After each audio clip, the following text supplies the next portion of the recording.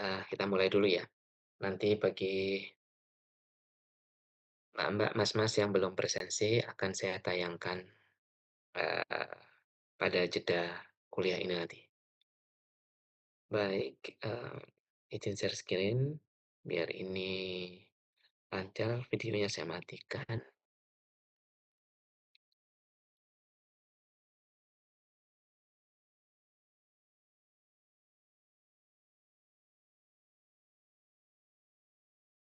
Hmm, sudah terlihat ya? Baik, bagian saya nanti kita lebih banyak ke analisis statistiknya ya. Kemarin, terakhir mungkin sudah, dijelaskan oleh Bu Tri terkait dengan, populasi dan sebagainya gitu ya. Bagian saya, bagian statistiknya. Sebelum kita mulai, ini ada beberapa istilah ya. Jadi kalau kita bicara statistika, ini sebenarnya kan sangat-sangat luas sekali ya. Ini sangat luas sekali, karena ya ada ilmu tersendiri gitu ya. Ilmu tersendiri, ini ada prodi tersendiri, ya pecahannya juga nanti juga banyak sekali.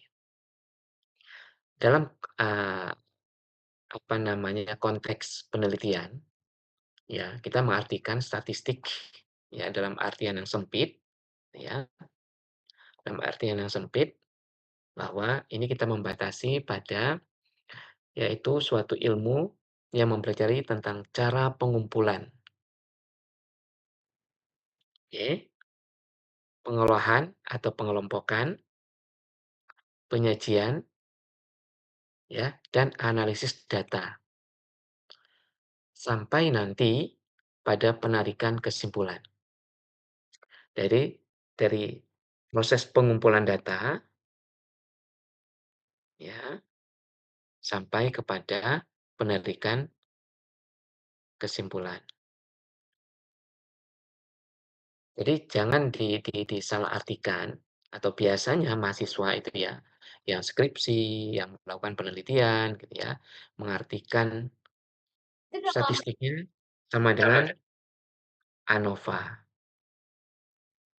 sama dengan uji T, itu salah ya. Ini hanya ya salah satu ya cara kita menganalisis data nantinya.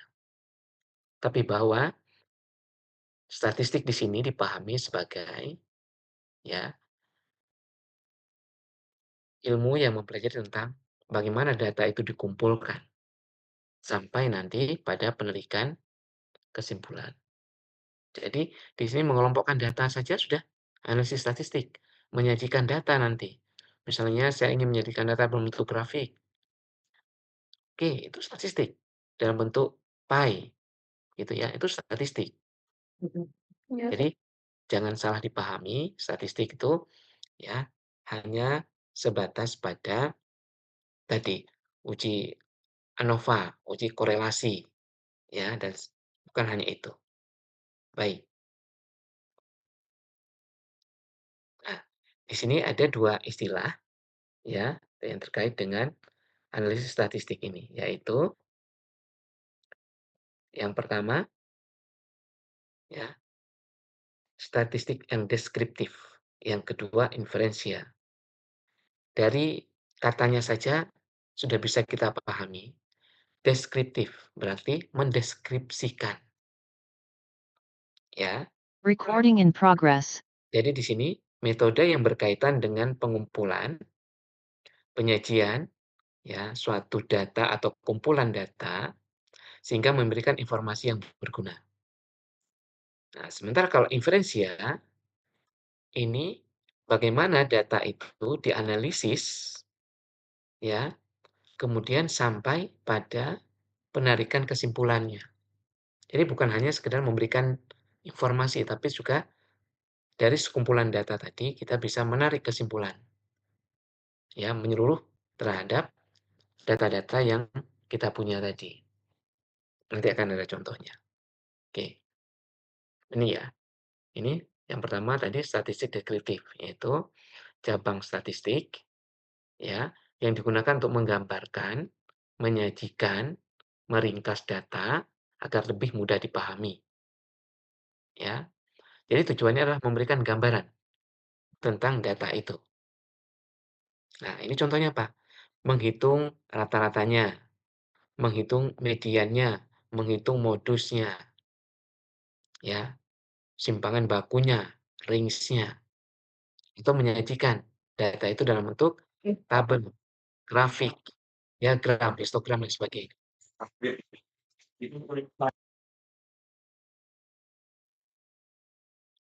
Mohon, yang baru masuk atau yang, ada di dalam Zoom ini untuk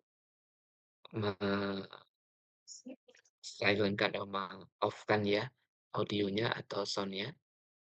Oke, baik.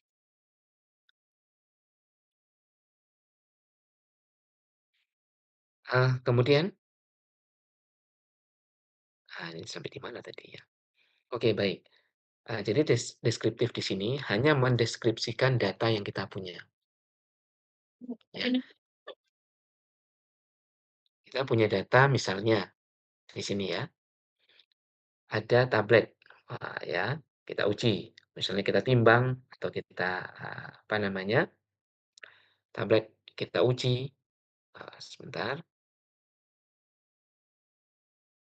tablet ini kita uji, misalnya kita timbang begitu, ya, ada 100 tablet, kemudian ada data 1 sampai 100 gitu. Ini ada bobotnya begitu, bobotnya begitu ya. Terus kemudian di sini kita menghitung ya rata-rata dan simpangannya. Nah, ini sudah termasuk dalam apa, deskriptif. Jadi dari 100 tablet yang kita punya, oh rata-rata bobotnya adalah 489 plus minus 25 koma sekian misalnya begitu. Ini sudah menjelaskan tentang data yang kita punya, ya. Atau kemudian kita punya kelompok data, ya. Kelompok data A, kelompok data B, kelompok data C, terus kemudian kita buat dalam bentuk jumlahnya misalnya. Ini kelompok A banyaknya sekian, kelompok B jumlahnya sekian, kelompok C sekian. Nah, ini masuk dalam deskriptif. Intinya apa? Dari data yang tadi bentuknya angka, kemudian kita kelompokkan atau kita hitung, ya, pakai itu rata-ratanya, mediannya, modusnya, dan sebagainya. Nah, itu sudah masuk dalam statistik deskriptif. Dan ini sering sekali juga kita gunakan, ya, untuk memberikan gambaran data yang kita punya dari hasil penelitian, ya. Oke, baik. Kemudian yang kedua tadi ada statistika inferensia, ya. Ya, statistika ini lebih pada, ya, menyimpulkan, ya, tentang data atau kelompok data yang kita punya. Yang kemudian itu juga kita melakukan uji hipotesis, memprediksi, ya. Contohnya apa? Ada di sini uji hipotesis, ya, t-test, ANOVA tadi, ya, chi-square dan sebagainya, itu kan banyak sekali. Nanti akan kita bicara di, pertemuan, berikutnya, nanti ada, namanya statistika yang parametrik, ya, dan non parametrik, ya. Nah, termasuk di sini juga analisis regresi, yang mungkin Anda sudah, pernah melakukan atau membuat, ya, grafik regresi ya, gitu. Yang paling gampang ini kan regresi linear atau nanti korelasi. Kita juga akan bicarakan apa bedanya regresi dan korelasi nanti. Baik. Jadi sekali lagi statistik inferensia ini melampaui data yang diamati dalam artian dia bisa kita tarik kesimpulan atau kita putuskan ya bahwa data yang kita punya atau populasi yang kita punya itu seperti apa, ya. Ini contohnya, dari 30 sampel tablet diperoleh rata-rata beratnya 500 miligram misalnya. Dengan uji statistik disimpulkan bahwa berat rata-rata keseluruhan, ya, tablet kemungkinan besar, ya, lebih besar di sini ya, lebih besar dari 505 miligram dengan P value, ini sudah ANOVA ya, sudah ANOVA di sini ya, oke, lebih besar dari 0,05 ya. Atau misalnya kita punya 2 kelompok data, ini ada, reference, ini ada tested. Hasil reference seperti apa, ini ada tested seperti apa. Kemudian kita bandingkan antara reference dan tested ini, apakah ada perbedaan yang signifikan atau perbedaannya tidak signifikan. Dengan P value nanti, ya, dia bisa diterima misalnya apabila berbeda apabila kurang dari 0,05 misalnya, ya. Nah, ini juga sudah masuk dalam statistik inferensia, gitu ya. Nanti akan ada penjelasan lebih lanjut di belakang. Nah, jadi ini contoh simpelnya saja, ya. Ini ada aspek, ya, ini yang deskriptif, ini ada inferensia. Ya, tujuannya untuk apa? Kalau deskriptif, mendeskripsikan data, memaparkan saja.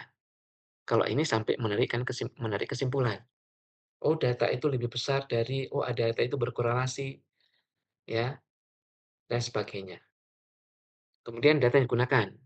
Ini sama, data populasi atau data sampel. Di sini populasi atau sampelnya juga bisa sebenarnya, ya. Kemudian hasil akhir. Nah, ini hanya ringkasan data tadi, mean, median, modus, ya, belum tentu tabel dan sebagainya. Kalau di sini sudah, ya, uji T, ANOVA, regresi, ya, ya, nanti ada uji kepercayaan H0, H1-nya seperti apa, begitu ya. Nah, sifat hasilnya ini faktual, apa adanya, hanya memperlihatkan data yang kita punya. Nah, di sini bisa nanti probabilitas, karena tadi misalnya dengan taraf kepercayaan 95% bisa kita percaya bahwa ada korelasi yang, ya, seperti apa, begitu. Nah, ini pada uji, statistik, inferensia. Baik. Nah, ini saya kira sudah dijelaskan ya kemarin ya, oleh, apa namanya, Bu Tri begitu ya. Ada namanya populasi, ada namanya contoh atau sampel, ya. Populasi berarti keseluruhan dari, apa namanya, eee, pengamatan yang menjadi perhatian kita. Sementara contoh atau sampel itu hanya bagian dari populasi itu sendiri, ya.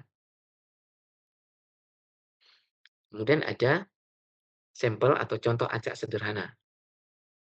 Yaitu suatu contoh acak sederhana N, pengamatan adalah suatu contoh yang dipilih sedemikian rupa sehingga setiap himpunan bagian yang berukuran N dari populasi tersebut mempunyai peluang terpilih yang sama. Ya, karena memang, kalau kita punya populasi sekian, ya, kemudian kita mengambil data sekian, sampel misalnya contoh, maka sampel ini harus, ya, mencerminkan keseluruhan dari populasi ini. Ya, tetapi nanti ini akan berbeda kalau kita, bicara pada data di industri farmasi, ya, industri farmasi,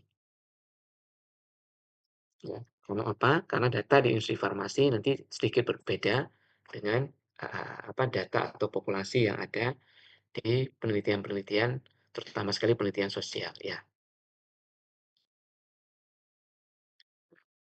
Kemudian ada tadi statistik dan parameter.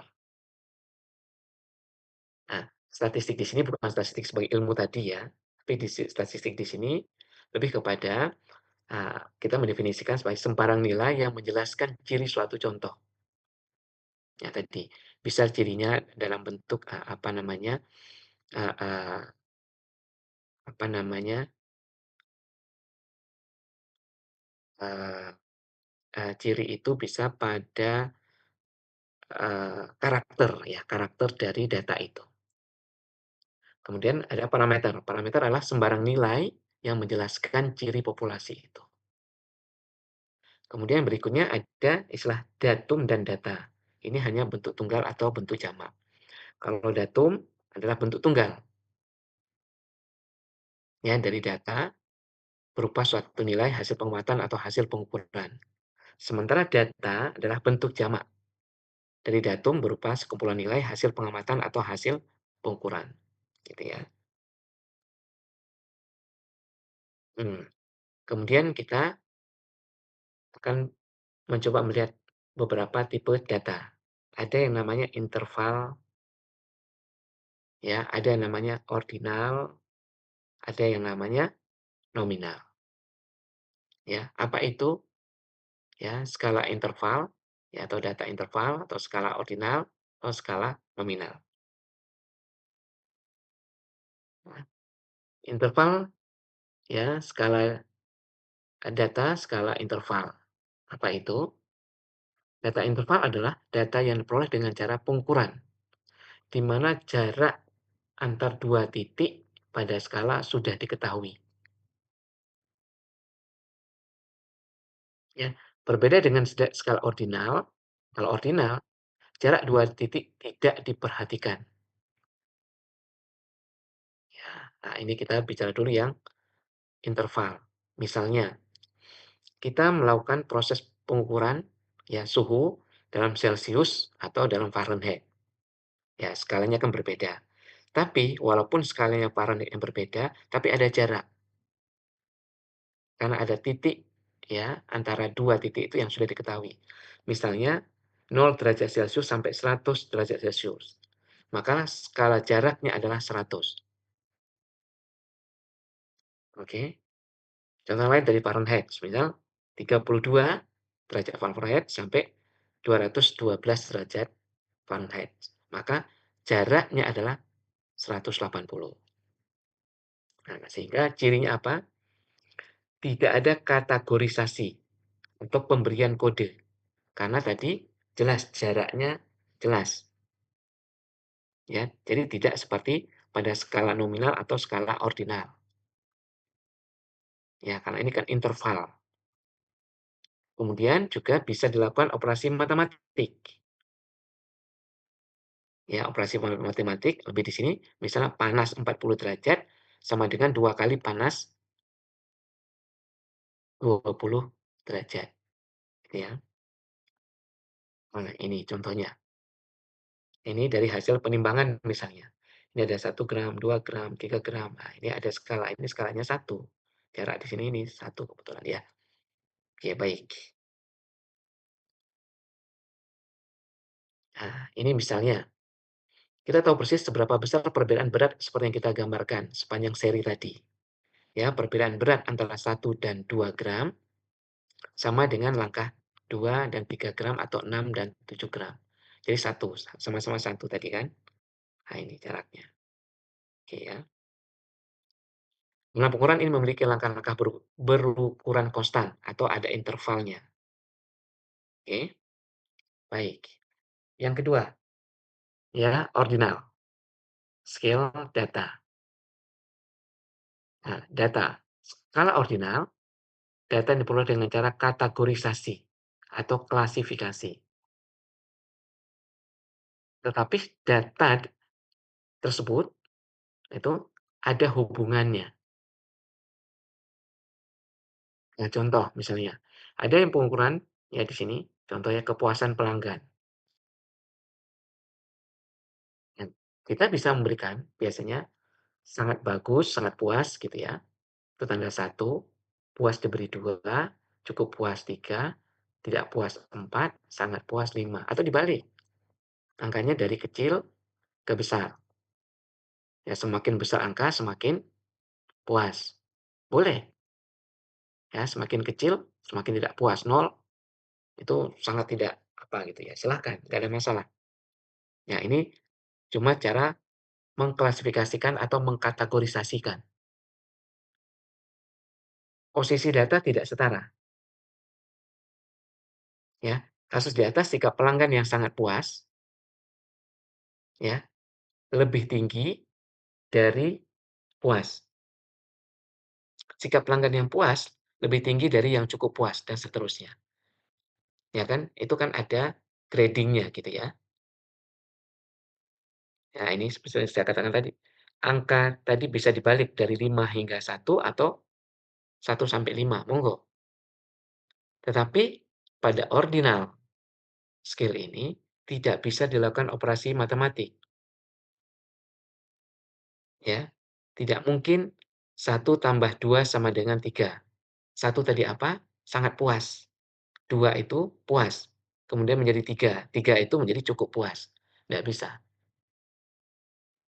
Atau kalau saya balik, ya misalnya 1 ini, tidak puas, ya, ditambah yang puas misalnya 2, kemudian menjadi sangat puas atau menjadi tidak puas, tidak bisa. Oke. Nah, ini contohnya.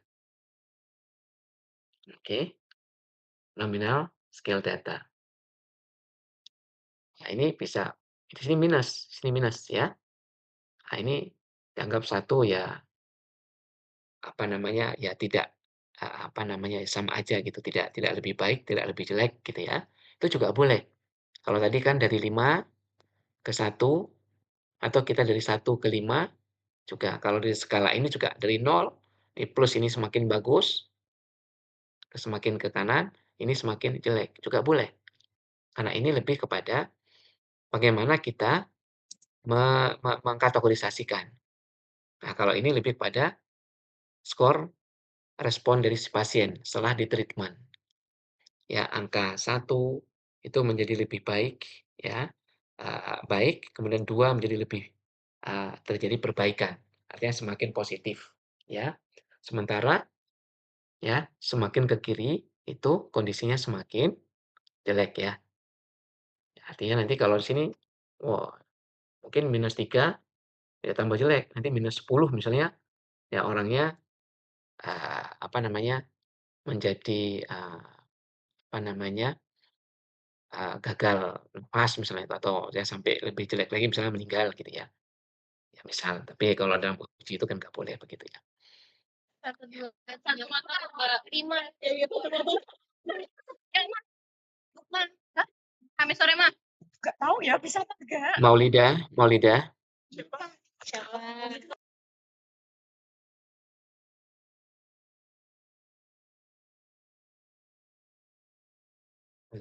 kemudian yang ketiga, yang nominal.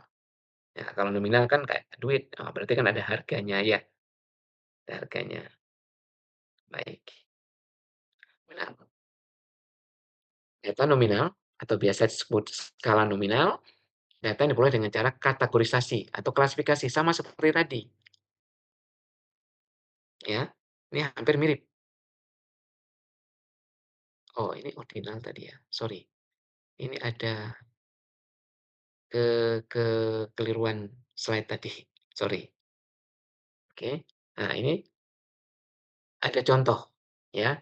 Ada jenis tablet, ya. Nah, ini kita bisa beri tanda, misalnya immediate release, tandanya 1. Ada session release, 2. Pulsative release, 3. Coding-nya, ya. Ini posisi data setara, karena sebenarnya ini tablet immediate release, semua jenis tablet, semua jenis tablet. Cuma karena dia jenisnya berbeda, saya beri tanda berbeda, ya. Tablet immediate release, ya, tidak lebih tinggi atau lebih rendah dari tablet sustained release, ya. Atau sebaliknya, pulsative release tidak lebih tinggi atau tidak lebih rendah dari sustained release. Nah, ini juga tidak bisa dilakukan operasi matematik. Misalnya apakah 3 kurang 2 sama dengan 1, berarti tablet pulsative release dikurangi dengan sustained release menjadi immediate release, nggak bisa. Oke. Nah, yang terakhir data rasio, ya, data skala rasio yang diperoleh dengan cara pengukuran. di mana jarak 2 titik pada skala sudah diketahui dan mempunyai titik nol yang absolut. Nah, ini yang biasa kita ukur sebenarnya yang biasa kita gunakan kalau di tempat kami gitu ya, di lab teknologi gitu atau di lab farmasi fisik gitu ya, dan juga sekali di tempat yang lain juga banyak yang menggunakan data skala rasio ini. Contohnya misalnya jumlah kapsul ya dalam satu kemasan, ada yang 100, ada yang 30, itu kalau dulu ada yang kemasan yang besar tuh 1.000 isinya, itu. Jadi ada 0, kalau 30 itu artinya ada 30 butir gitu ya. Karena dari 0 itu tidak ada, kemudian ada 1 sampai ke 30 ini berarti ada 30, apa namanya, kapsul yang ada di dalam botol tadi atau kemasan. Nah, ini enggak perlu kategorisasi, tidak perlu kalau botol yang 100 dikategorisasi diberi nilai 1, yang 1.000 2, yang 10.000 3, tidak perlu, ya, dan tidak perlu pemberian kode tertentu. Nah, ini bisa dilakukan operasi matematik, misalnya 10, 100 ya, eee eee, 100, kapsul sama dengan ya, itu 10 botol ya, dari 10 gitu ya, kali 10 gitu, itu dengan 100 atau hasil penemuan 10 botol dari 10 botol kecil-kecil, 10 emplek gitu, sama dengan 100 gitu. Karena 1 emplek misalnya 10 gitu ya. Nah, jadi kalau dalam satu kemasan gede itu 100 berarti artinya ada 10 amplek gitu. Nah, nanti pengolahannya data kuantitatif ini ya, nah ini menggunakan atau berasal dari data rasio ini. Nah, ini nanti akan kita fokusnya pada data rasio. Kalau data-data yang tadi itu mestinya Bu Tri kemarin, Prof. Tri ya sudah menjelaskan ya. Karena lebih banyak di farmasi sosial ya. Misalnya kita melakukan, uji kalau di lab saya misalnya tadi, ada pemberian kode tadi, misalnya saya membuat, balsem. Balsem yang saya inginkan itu balsem yang panasnya tingkatannya seperti ini yang bisa diterima. Maka saya bisa melakukan, penelitian, ya kuesioner begitu kepada, relawan gitu, untuk menilai bagaimana tingkat kepanasan dari balsem yang saya buat misalnya. Ya, apakah kurang panas, cukup panas, panas, sangat panas, sampai rasa terbakar begitu ya tinggal, ya saya memberikan kode. Misalnya nggak ada rasa apa-apa 0, kemudian semakin besar itu 1, kemudian 2, 3, 4, sampai skala 10 misalnya menimbulkan rasa terbakar, itu kan bisa, ya. Baik. Nah, ini ada beberapa, eee, statistik deskriptif ya. Nah, ini ada nanti kita bicarakan, ada yang apa, penjumlahan, minimum, maksimum. Ini saya kira, di tingkat apa namanya dulu, di SMA sudah pernah ketemu dengan matematika ini, dan ini untuk menghitung juga sangat-sangat mudah, ya. Nah, kalau penjumlahan tinggal ya tambah berapa gitu kan. Minimum berarti kalau ada data tadi kita susun, ya nilainya berapa begitu, ya minimumnya berapa, maksimumnya berapa begitu ya. Oke, baik. Ini salah satunya adalah min, gitu ya. Nah, ini ada contoh saja. Ada potensi 10 batch vaksin, ya. Ada 10 batch, ini batch 1, batch 2, batch 3, sampai batch 10. Ini potensinya, oke. Kemudian ternyata rata-ratanya adalah sekian, ya itu min. Nah ini, ya, ini min-nya. Ini tadi skalanya dari 92 sampai ke 108 tadi ya. Nah yang paling kecil berapa? Tadi 93 ya? Ya, kurang lebih 93 di sini ya, itu datanya. Ketika sampai tadi 106,6 gitu ya. Oke, rata-ratanya min-nya adalah ada di sini. Nah, di sini juga Anda lihat nilai yang paling rendah berapa, berarti di sini. yang paling tinggi berapa, rata-ratanya di sini, sebarannya berapa, kan gitu, ya. Nah, ini tinggal rata-rata yang sampelnya besar atau sampelnya kecil. Kalau di teknologi, itu rata-rata kita biasanya sampelnya jumlahnya kecil, ya. Jadi rumusnya seperti ini. Ya, kalau populasi rumusnya sedikit berbeda ya. Oke, baik. Ini ada kelompok, saya kira nanti bisa dilihat sendiri ya.